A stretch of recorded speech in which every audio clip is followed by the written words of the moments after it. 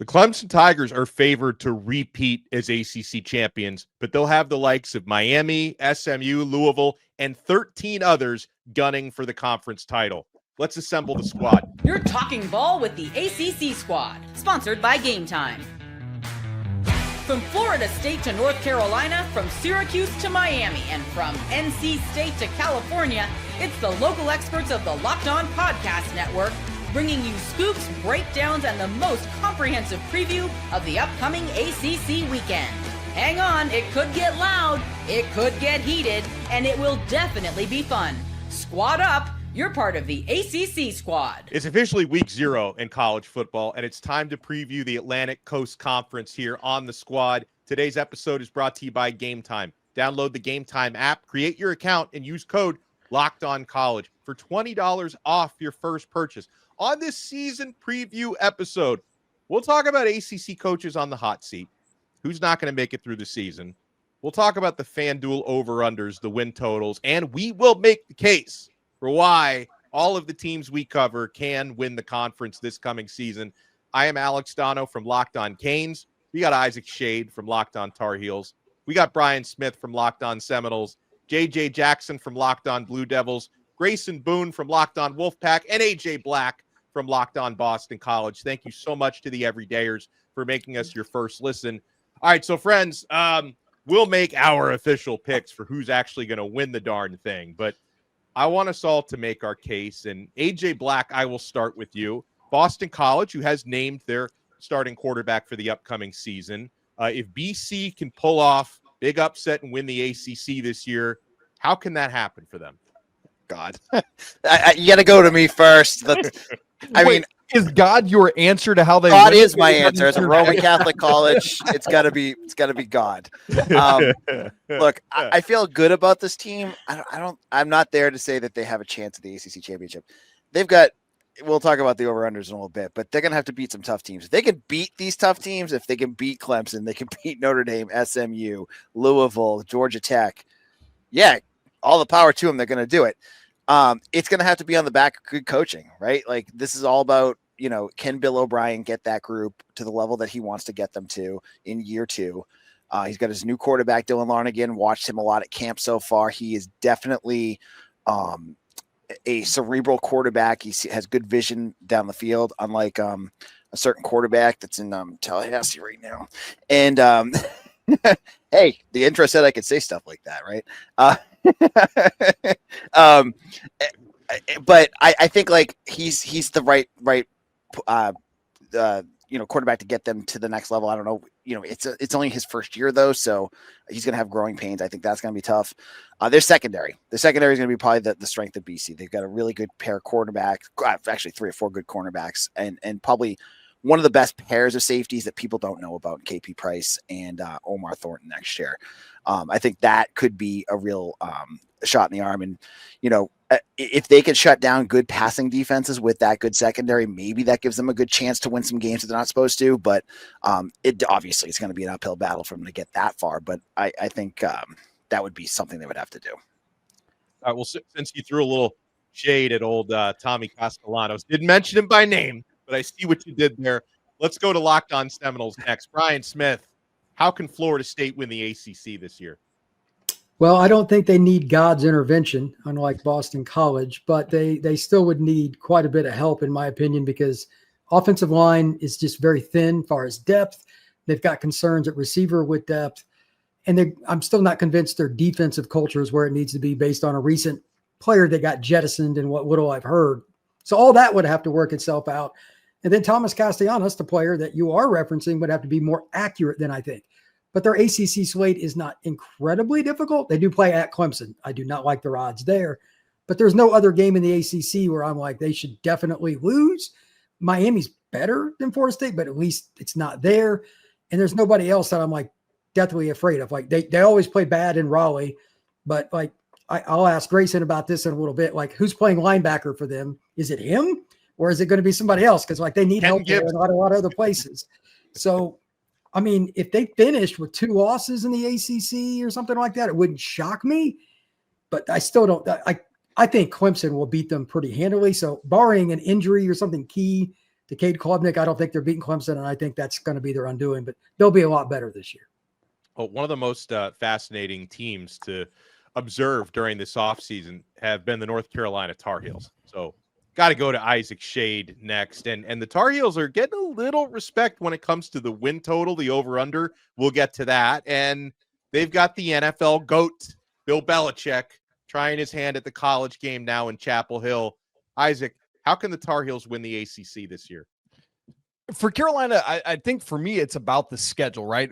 Like I've been saying all off season, they could win 3 games total or 10 games total or anything in between, and none of it would shock me because we all know how Bill Belichick rolls. He ain't going to give you any more than he has to give you about scheme or personnel or anything, right? And so we're all sitting here wondering, and honestly, fellas, your guess is as good as mine, even though I cover this team every day.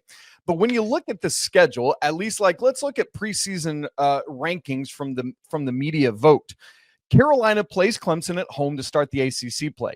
But Miami, preseason number 2, don't play them. SMU, 3rd, don't play them. Georgia Tech, 4th, don't play them. Louisville, 5th, don't play them. Florida State, 7th, don't play them. So Carolina doesn't play 5 of the preseason top 7 teams in the ACC, but then they do play like the whole bottom.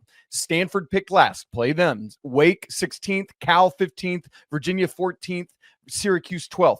Carolina plays 4 of the bottom 5 teams, at least in terms of the preseason poll. And so from that standpoint, it's like, I mean, obviously we got to play the games and who knows, but that seems to at least be in Carolina's favor for this year. So I think it's the schedule makers that we can thank if we look back and Carolina is your ACC champion. Yeah, another team that's a little bit of an enigma, Carolina's top rival, NC State, go down to Grayson Boone for that one.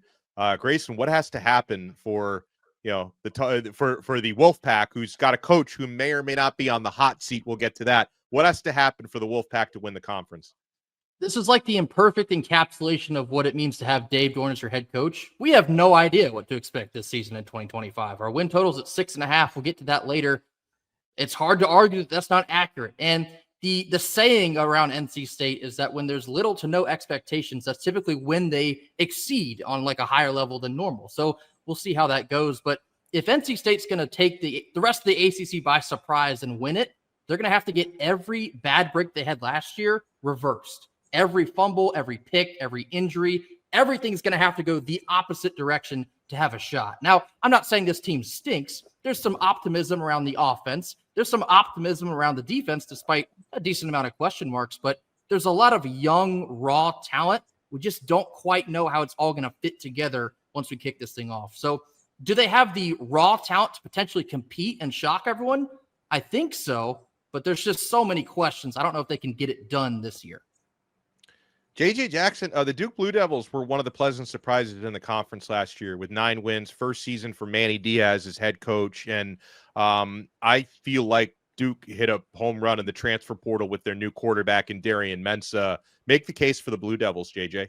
Well, I think it certainly starts there, Dono. I mean, when you think about college football and the arms race that is finding your quarterback in the transfer portal, Duke ponied up. They put the big money on the table, and Darian Mensah makes his way over from Tulane as one of the most sought-after quarterbacks. When you win championships, I always think about quarterback play first and foremost. And if Mensah steps up to his billing and plays as well as the Duke coaching staff wants them to be, I'm making the same kind of schedule argument as many of these other guys are. Outside of Clemson, there are several games on the schedule for Duke that feel very winnable for them. They go in Duke's favor. And so that's why I feel like it is kind of reasonable to be optimistic about Duke's chances for once going into a football season. Yeah, I co-sign on that. And I cover the Miami Hurricanes. And from the Miami point of view, I believe they have enough talent to challenge Clemson for an ACC championship. First thing for me, though, they have to show communication and cohesion on the defensive side of the football. They completely revamped the personnel on defense, adding such big-time additions like Xavier Lucas, the cornerback from Wisconsin, Jacoby Thomas, a safety from Tennessee, who was probably going to be a starter with the Volunteers. He'll probably be a starter at Miami. Mohamed Toure from Rutgers in the linebacker unit. They've got a new defensive coordinator in Corey Heatherman, an almost completely new defensive coaching staff. I believe they have the tools to make their defense dramatically improve from what it was last year. It's about finding the communication and really executing it consistently. Of course, we all mentioned quarterbacks. The performance of Carson Beck is going to be key for the Hurricanes. The good news is he's healthy. He seems to be gelling well with his teammates so far. I have a few concerns right now about the place kicking game, because I'm hearing about some inconsistencies with Texas transfer Burt Auburn and FAU transfer Carter Davis, who are kind of competing to be the field goal kicker, because Miami was very spoiled. They had Jose Borregales and then his brother Andy Borregales for the past 5 years making kicks from all over the place. And of course, people always have questions about Miami's coaching and kind of executing in those big moments. Mario Cristobal has to show he can do that a little bit more consistently. I believe he's got the deepest roster that he's had now heading into his 4th year at Miami. So it's really about putting that all together. We also, my friends, have the case made. He couldn't be with us here in person, but he did send us a little something. Grayson Singleton, who I might add is doing an outstanding job hosting Locked On SMU, which is one of the newest shows here on the network. Grayson Singleton makes the case for the Mustangs. SMU is looking to get back to the ACC championship game and hopefully win it in 2025 after falling just short in 2024 to Clemson.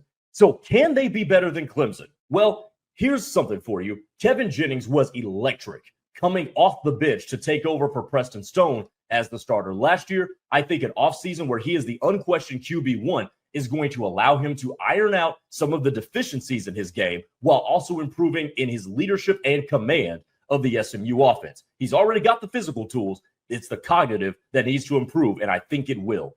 Defensively, SMU was one of the best in the ACC last year. I think they can approximate it this year. Isaiah Smith and his 7.5 sacks is coming back. But the key here is Isaiah Wacobia and Ahmad Moses. They were two of the best safeties in the entire country last year, combining for 7 takeaways. I think they do similar things in 2025. That's how SMU gets back to the title game and potentially dethrones Clemson as ACC champions. We've made our cases. We'll make our conference picks when we come back. Who's going to win the thing? Who are the top contenders? We'll take a look at the FanDuel win totals as well. You want to keep it locked right here? We're only getting started on this season preview on the ACC squad. Folks, you probably heard of Viagra or Cialis. Maybe you've even tried them. But if you're looking for something beyond the usual pill, it's time to meet Rugiette Ready. Rugiette Ready is a next-gen prescription treatment designed to amplify arousal in the brain and boost blood flow. Unlike the usual pills that can take hours, Rugiette's 3-in-1 formula dissolves under your tongue and kicks in fast, on average in 15 minutes. Effects can last up to 36 hours. You can stay confident and in control when the moment is right. You can even read real customer reviews on their site. It's helping a lot of people feel more confident and present in the moment. I love that it's completely online. Rugiette connects you with a board-certified doctor and ships your treatment discreetly to your door. Head to rugiette.com/lockedoncollege and use code LOCKEDONCollege to get 15% off today. That's RUGIET.com/lockedoncollege and use promo code LOCKEDONCollege for 15% off. Individual results may vary with prescription treatment. Compounded drugs are permitted to be prescribed under federal law, but are not FDA approved. Do not undergo FDA safety, effectiveness, or manufacturing review. Please visit the Rugiette website for full safety information. My friends, we're also proudly brought to you by Open Phone. If you're running a business, every missed call is money left on the table. Think about the last time you needed a service. If the first person didn't answer, did you wait? Probably not. You moved on. That's why you need Open Phone, so you never miss an opportunity to connect with your customers. Open Phone is the #1 business phone system designed to streamline and scale your customer communications. Do you juggle 2 phones just to keep business and personal calls separate? Yeah, Open Phone solved that instantly. Your whole team can share one number and respond to customers in a shared inbox. No more who's handling this. And an AI agent handles after-hours calls, answering common questions and captures leads, so you never have to miss a customer again. See why over 60,000 businesses trust Open Phone.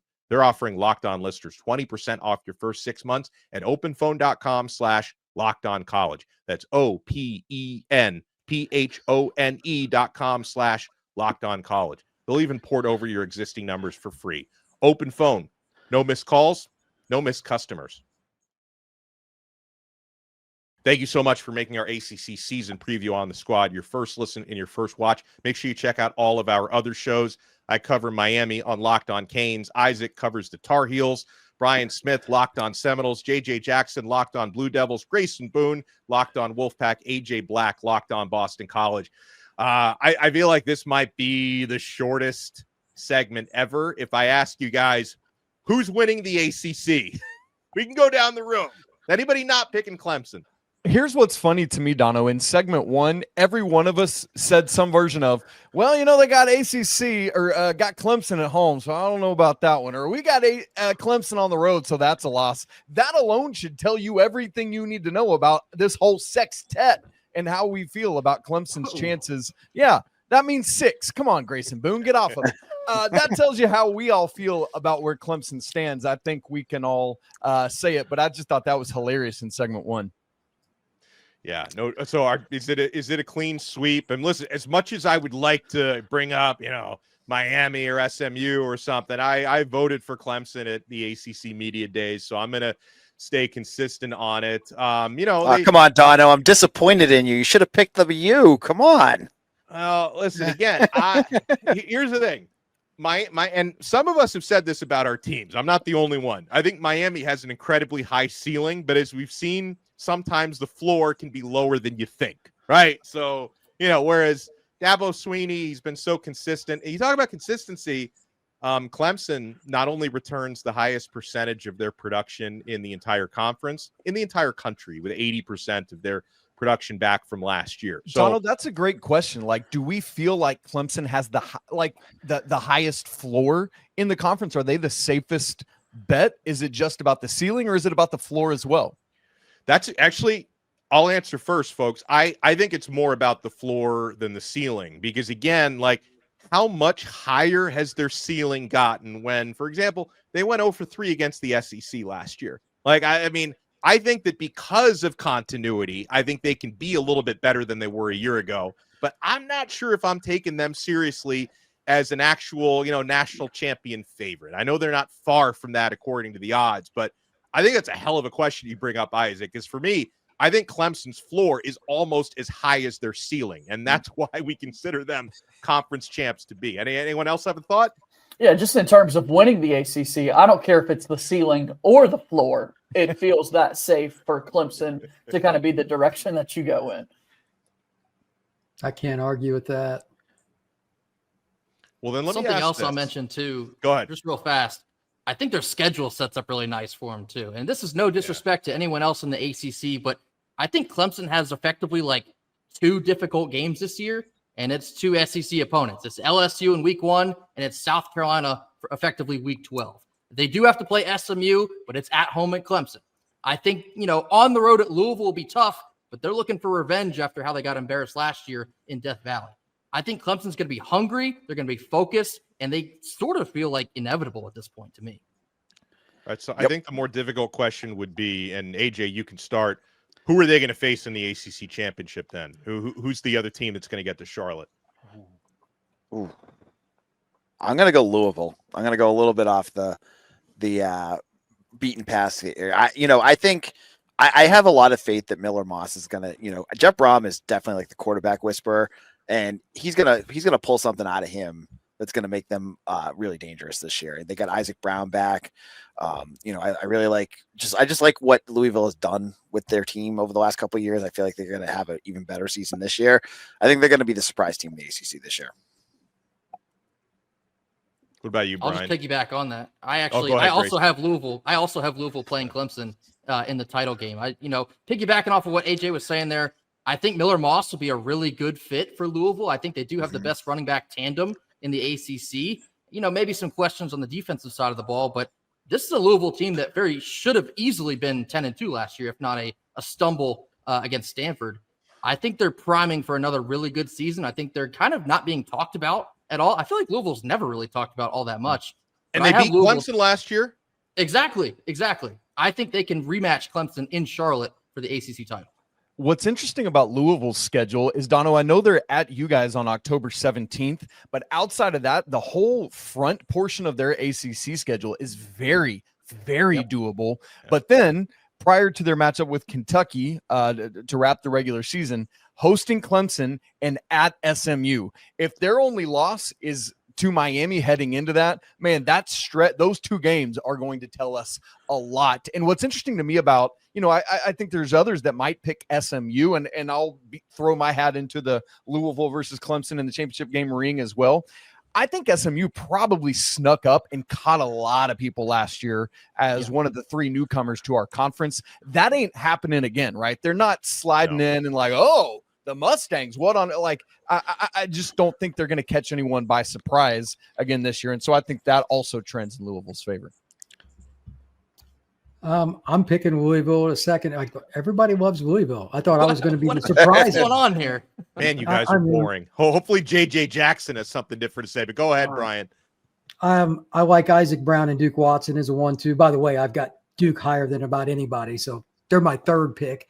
But I think the running game for Louisville, having a veteran quarterback, I know he's a transfer, and then having Braum as a play caller, they will be elite in close games because they can run the ball. And Braum finds a way to get big plays out of guys that weren't as talented as what he has now. And they got 2 home run hitters at running back. One guy averaged 7.1, the other one 8.9, and they're both back. So I think they're going to be a handful on offense. In the most amazing scenario, it would be Clemson taking on Duke in the ACC championship game. But I can't quite go that far. I actually at ACC kickoff submitted a ballot with Clemson and Miami as the top 2 teams. Finally, someone with some sense. And so, JJ. and so, I look at what Miami's got in the skill positions, and then in the trenches, and then quarterback. It goes back to the most important position on the field, and just kind of disheartening a little bit to see people write off Carson Beck already and forget what he was able to do at a school like Georgia in the SEC week after week after week. And I do think the players that were on Miami's team last year that saw these big opportunities to make it into the playoff, to make ACC statements, that's got to sit with you and bother you every single day throughout the course of the offseason. So, I'm hyping up the U because that's the direction I would go. Yeah, I got Miami as well getting in there, and actually a big reason for that is because I had some questions. Like I really needed to see Carson Beck, how he looks coming off the surgery, and he really has looked impressive to me in training camp. And it's not even just like the arm being recovered, because I heard a lot of narratives about him from, folks in Athens, Georgia, like, oh, this guy, he's not a team guy. He's not a leader. I don't know if it's the honeymoon effect of being in a new place, but I've had quite like the opposite observation. I think he puts in a lot of extra work between reps with his teammates and really seems to have a high football IQ, and he's doing all the good leadership stuff right now. So, and Cristobal has stacked, basically 3 consecutive top 10 recruiting classes. And I think the depth is finally there where he can have enough depth to overcome some of the, the timeouts and the different decisions. So I'll go with Miami for that reason to get there against Clemson. But all right, friends, let's take a look at these FanDuel over-unders. And, JJ, I'll start with you on this one because, I had a long chat with Brian Smith over there a couple weeks ago, and he's the one who brought this to my attention, that Duke's over-under is just 6.5 after winning 9 games last year. Like if I'm going to look at anyone in this conference as being probably criminally underrated, Duke is the team I'm going to be on FanDuel making a few wagers on. Yeah, it's been the same messaging that I've been spreading. It's that week where people are starting to look at these things. I started off the week on Locked On College Football with Spencer McLaughlin presenting the same case. Like, how in the world did this end up that Duke's got a 6.5 in the over win total? I think it's criminally underrating what Duke was able to do a season ago with a first-year coach at the stop in Manny Diaz. The skill position guys that Duke does have coming back, taking on larger roles with the quarterback investment that they made in Darian Mensah. And then Manny Diaz, all he does is coach really great defensive football. Duke, the last few seasons, has always been towards the top of the country in tackles for loss and sacks and big-time playmaking sides of the ball. So the fact that you look at the schedule that Duke's got, and settle on 6.5. I'm not sure how that came up, but it feels pretty easy for me to go and invest my money over at FanDuel in that over department. What if we all went in on that and all took the over on Duke, and then with our winnings, we just go have a locked on ACC team dinner sometime? How rad would that be? I'm showing up. I'd show up. We'll probably move the number. Like just based on this show, it's going to be 7.5 in a couple days, probably. Trip to Vegas. Yes. Yeah. Yeah. And so some of the other ones, like for teams that are not represented here, not surprisingly, the Clemson number is the highest at 10.5. In fact, like that number is so high, I'm probably not going to bet on it, or maybe I'll take the under just because like winning 11 games is hard. And Clemson didn't do that last year. This is regular season win total. They won 9 games last year. They still ended up winning the ACC. So I'm not touching over 10.5. If anything, I'd probably go under. Miami is at 9.5. Louisville and SMU are both at 8.5. For the other shows represented here, Isaac Shade's Tar Heels are over under 7.5. Brian Smith's Seminoles 7.5. AJ Black's Boston College Eagles 5.5, which seems a little low. I think there's some value in the over on that one as well. 6.5 for NC State. So AJ, I'll go over to you. What do you make of that 5.5 number for Boston College? That sounds about what I was expecting, given that they have a tough schedule, right? They're playing 3 playoff teams from last year. Right. That's tough. They play Michigan State on the road. They play Louisville on the road. That's going to make things tricky. That being said, watching this team, I think they're better than people are expecting. I think with a good quarterback that can actually run Bill O'Brien's system, I think they're going to catch some teams. And I look at their September. If they can pull off if they can beat Michigan State on the road, they beat them last year. And they, Stanford, Fordham, Cal, and Pitt. I think there's a chance they beat Pitt last year pretty easily. They could do it again. I know they didn't have Eli Holstein last year, but that's going to be on the road too, but that's tough. But if they could win, there's a potential if BC plays really well, that they could be 5-0 facing Clemson. But they're going to have to play really well to do that. But, beating Stanford shouldn't be that hard. I'm glad our Syracuse host isn't here because I'll rag on Syracuse a little bit. You get Syracuse at the end of the season. I don't have any faith in them. BC chopped them up last year once they benched Tommy. And I think they could do it again. Look, last year they caught Kyle McCord in a bottle. That's where I'm at with that. But I think they could beat Syracuse and they get UConn. So I think 6 wins at least shouldn't be that hard. And I think you have the red bandana game against SMU. BC almost beat SMU on the road last year. They scored a late touchdown to make it a 10-point game for playoff rankings, but BC had the ball to win at the end of the game on the road. So I think they could beat SMU. It's going to be hard without Donovan Azaraka and a couple of their offensive line starters, but I think they're going to be better than people expect.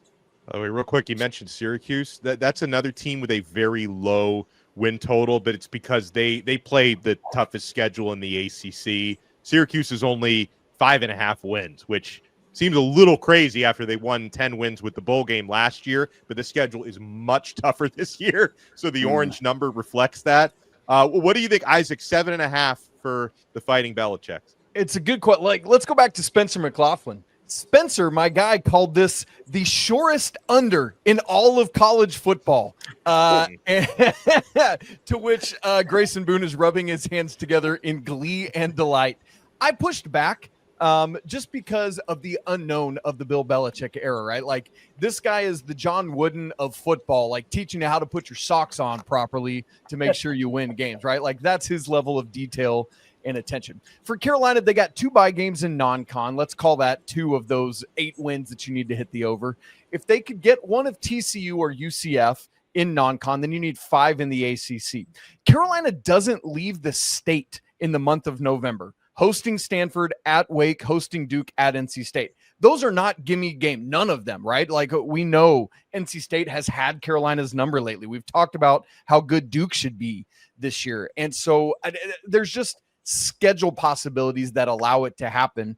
And so I think if I was a betting man, I think the wise thing to do is take the under. But Spencer, come on, what are we talking about? The easiest under in football? Boo. The number, Grayson, for NC State is 6.5. Now, you already kind of tipped your hand to this one where you think that's probably the right over-under.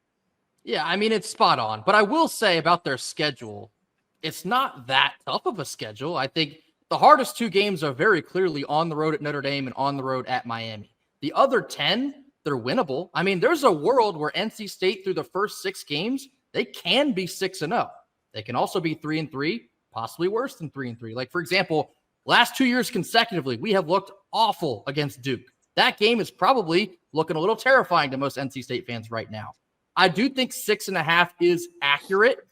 I think a lot of the optimism around the offense would lead you to lean a little more closer on the over. I think the offensive talent, I've kind of compared it to like old school Big 12 games. I think NC State's going to get in a lot of shootouts this year. There might be defense optional some weeks. They're looking to score 45 plus. I wouldn't hate that. I think that'd be a blast because we never get that at NC State. But if you do see that, I think we have the talent to go over. In fact, we think we have the best tight end in the country in Justin Jolie. If you utilize him as such, you might go over. We'll see.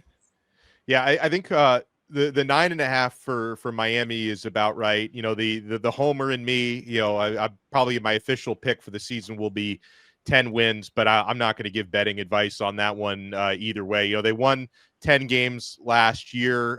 Cam Ward is not back. I do have some faith in Carson Beck, though. I think the defense will be better this year, much better than it was last year, but the schedule is also tougher. Like, that's what makes it hard to predict Miami's regular season wins because, okay, their biggest non-conference game last year was Florida, who they have on the schedule again, and Florida will be looking for revenge after Miami blew them out last year. And, they open up the season against Notre Dame. It's at home, but obviously it will not be an easy game by any stretch. And I think the conference schedule is a little bit tougher. They still don't have Clemson on the regular season schedule, which is good, but they do have SMU on the road, which will be tricky, and Louisville at home, which will be very difficult, and Florida State, which is a rivalry game. And like Brian said, even if Miami should be better than Florida State, it's in Tallahassee, could be unpredictable. So, you know, I guess if you're going to be really pragmatic about it, you might go under 9.5. But I think Miami can win 10 games. It's about navigating a really tougher than usual schedule this year. But when we come back, there's got to be at least a few coaches on the hot seat in the conference. Who's at the top of that list? You want to keep it locked right here. We got the squad. We're predicting the ACC season right here on the Locked On Podcast Network. My friends, this episode is brought to you by Prize Picks, the daily fantasy platform that lets you turn your football predictions into real rewards. Preseason is already heating up, and college football is not far behind. Whether you've got your eye on big game quarterbacks or breakout running backs, Prize Picks makes it easy to get in the game. Prize Picks is simple to play. You just pick more or less on 2 to 6 player stat projections. And if you get your picks right, you can cash in and win up to 2,000 times your money. I have been using Prize Picks since 2021. I love, it's basically, it combines my love for daily fantasy with parlays. I have so much fun doing this, guys. I love how simple it is. I can get my lineup in before my morning coffee finishes brewing. The flex play option is a total game changer. Even when one of your picks misses, you can still double your money. Prize Picks puts their members first, so all withdrawals are fast, safe, and secure. Download the Prize Picks app today and use code LOCKEDONCollege to get $50 in lineups after you play your first $5 lineup. That's code LOCKEDONCollege to get $50 in lineups after your first $5 play. Prize Picks, run your game. Thank you for making the ACC squad your first listen and your first watch. All right, I got to ask a couple awkward questions here. Let me start with Brian Smith of Locked On Seminoles. How warm is the seat for Mike Norvell right now?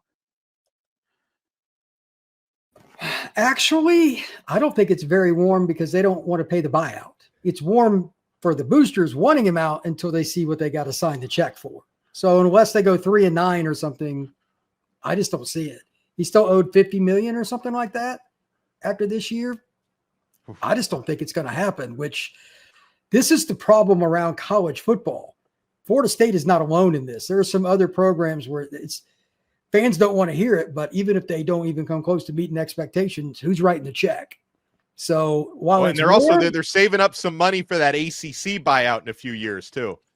Well, that's part of it. Like they just had the renovations on the stadiums, like $200 million with all the stuff going on.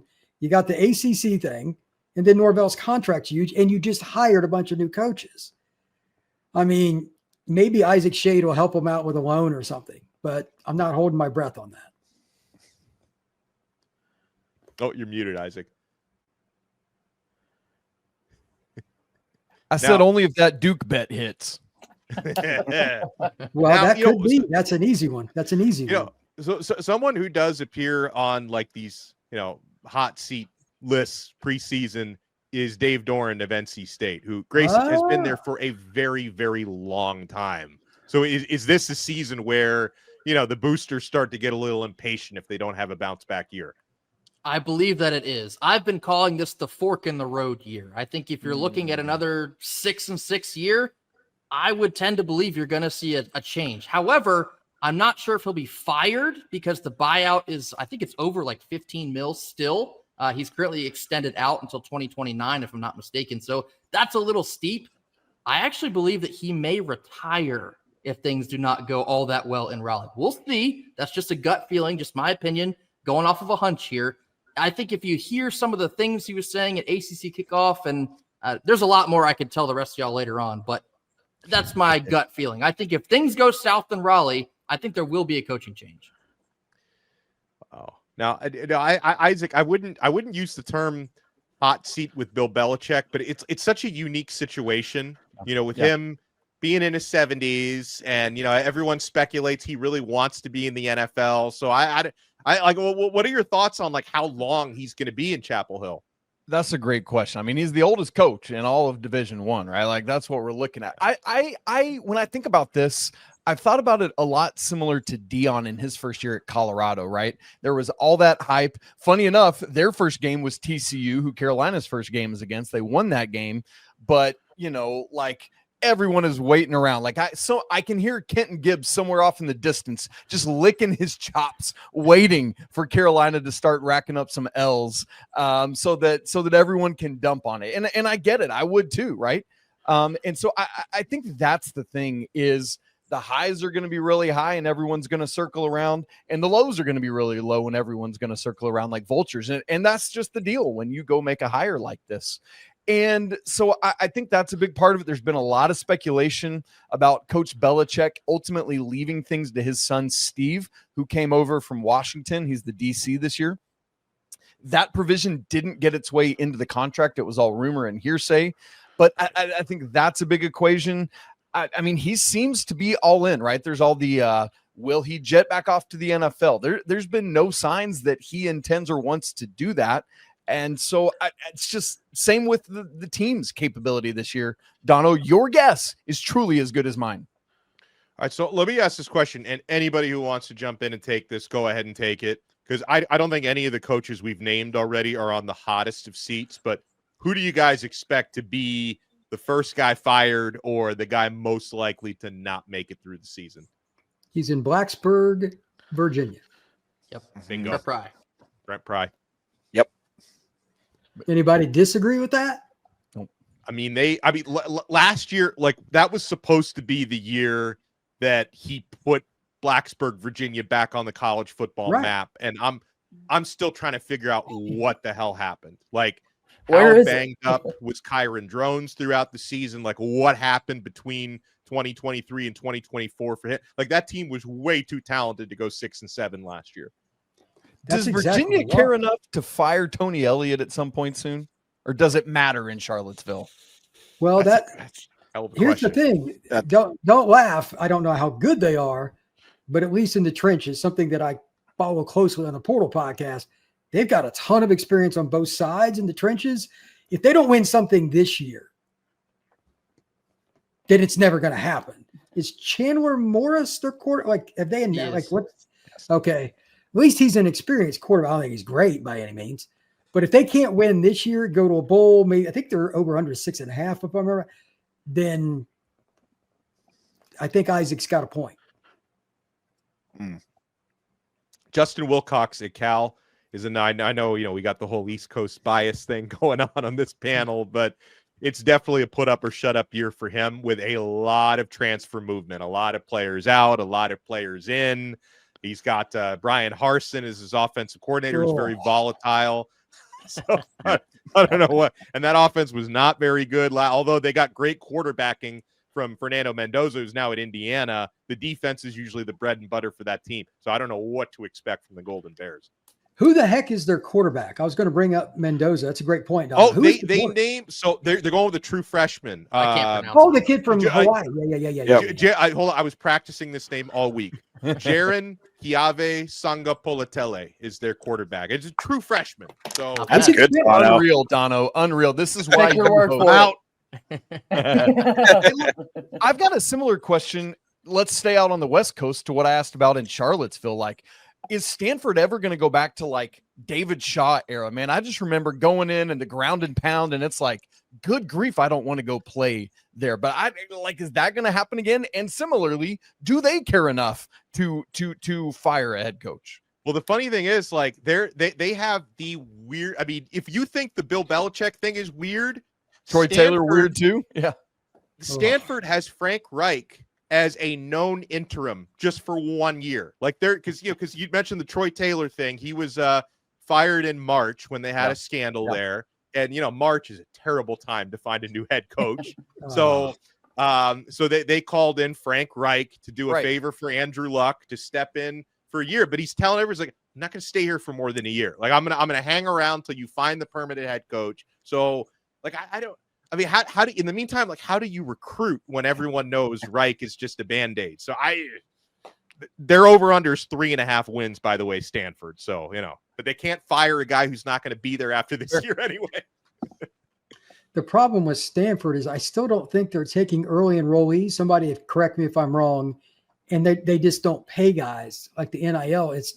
You can't do both of those things with their ridiculous academic standards and expect to be good in college football.